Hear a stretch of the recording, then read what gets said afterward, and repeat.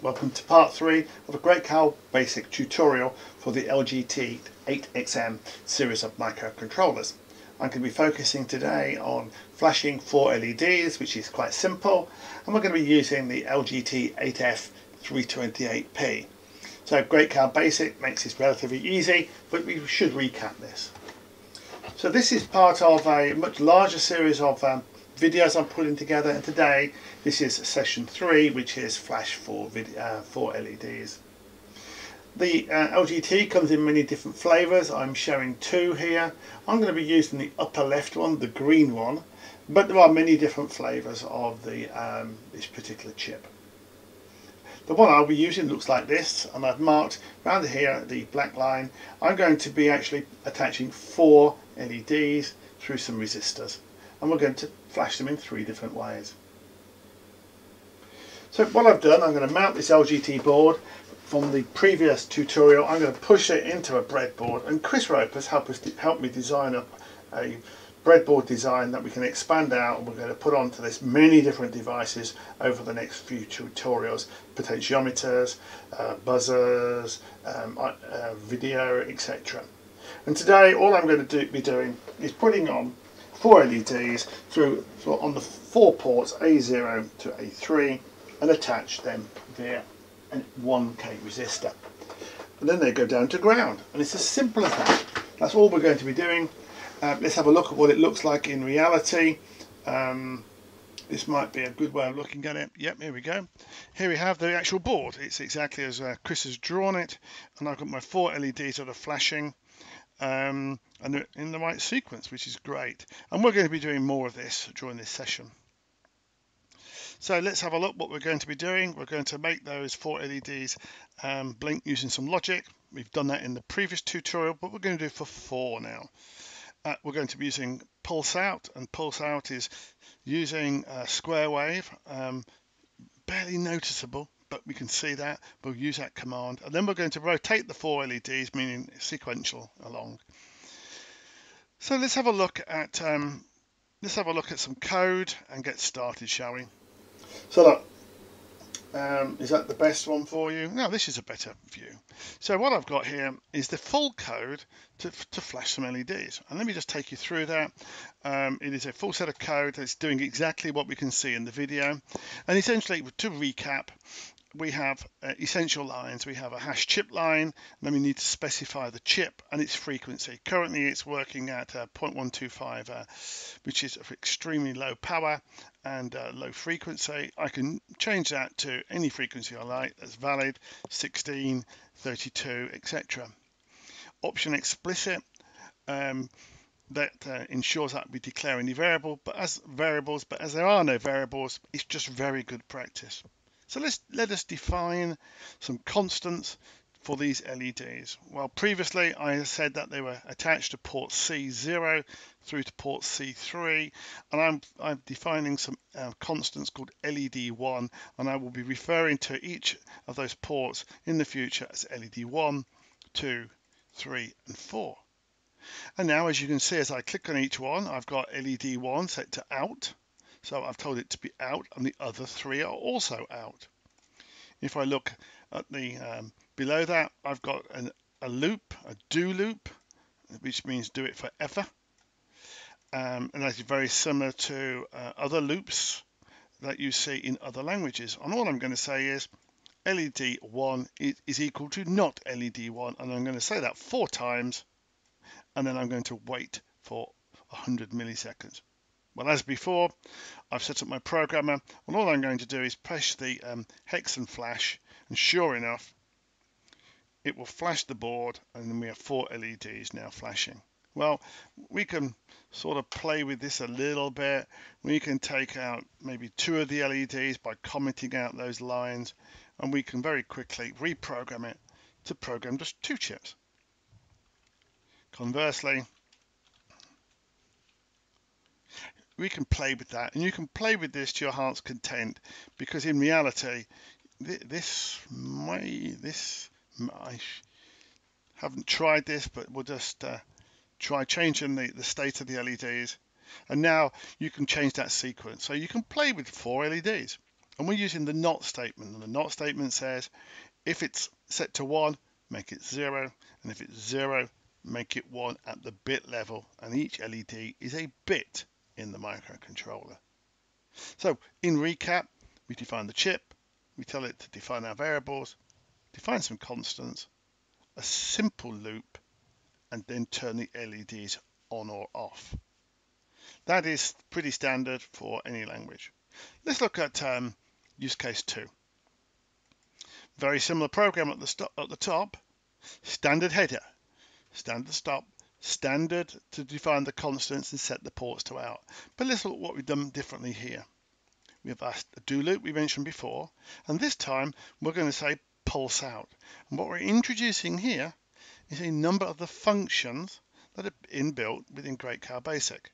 There are hundreds of functions and capabilities that you can leverage. So if I push if I select it and it highlights it, I push F1, the help will come up. Let's have a look at the help. This is the help. So if I pushed F1, I get the help page for that particular command. And it says here, pulse out on a pin with a time unit. And that will generate a specific high signal for an amount of time, and then it will take it low. So the LED will stay high for a specific number of moments and then go low. So that means that in our example here, LED 1 and all other subsequent LEDs will stay high for 100 milliseconds, go low for 100 milliseconds.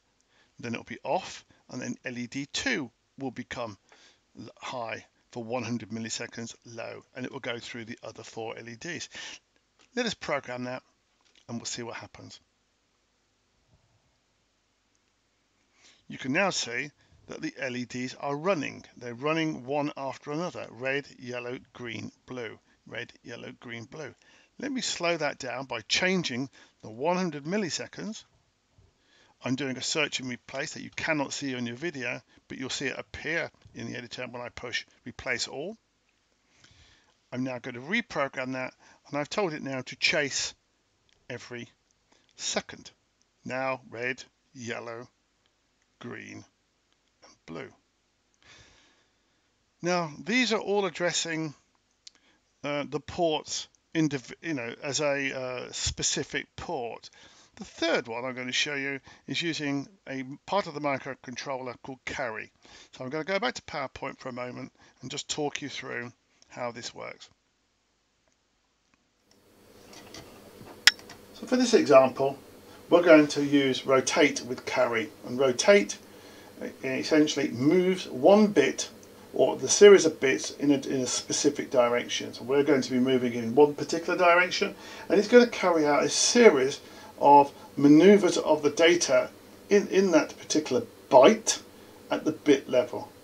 And when it gets to the end, it's going to carry the last bit. Let me explain. We're going to start by putting the number 1 in LED 4. We're going to say for bit C.3, we're going to set it to 1. And when we rotate, it will rotate the bit to the right by 1 maneuver. So it will move what was in LED 4 or C.3 into LED 3 C.2. So there will be a change of state between those. When I rotate again, it will move that bit to LED 2 C.1, subsequently LED 1 C.0. But finally, when I do one more rotate, the bit doesn't fall off the end of the planet, it gets set into the carry flag. And the carry flag is now set to 1. And we detect that. We're going to say if the carry flag equals 1, we're going to set LED 4 back to 1. And therefore, we get the sequence going on forever. It loops through, and it looks very simple, but we're using a low-level microcontroller function to carry the bits along for us. It means the code is a lot simpler, but it introduces quite a nice concept of how you actually address the carry flag. So let's have a look at what's going to happen here. I'm going to select the program in my editor. All these demonstrations are available to you, and you can see that the top part of the code is the same. It's got the same header, same constants, but the program is extremely small. As I said in the presentation, I'm going to set LED to 1 initially. I'm going to wait 1 millisecond. I'm going to set my flag, my carry flag called the C, and I'm going to rotate my bits. I'm actually going to rotate the byte, and then I rotate and check the bit. If the carry flag equals 1, set LED to 4, and then I'm going to loop round again. So let's have a look at how that actually works.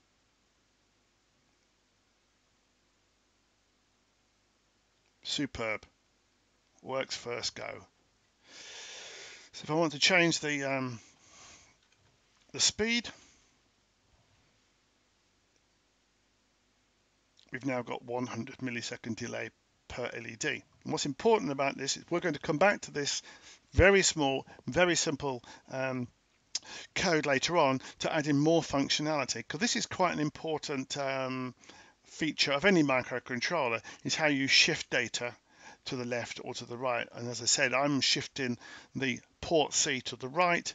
I'm testing when the carry flag has occurred, and I'm just resetting that flag, so I'm sliding the data along.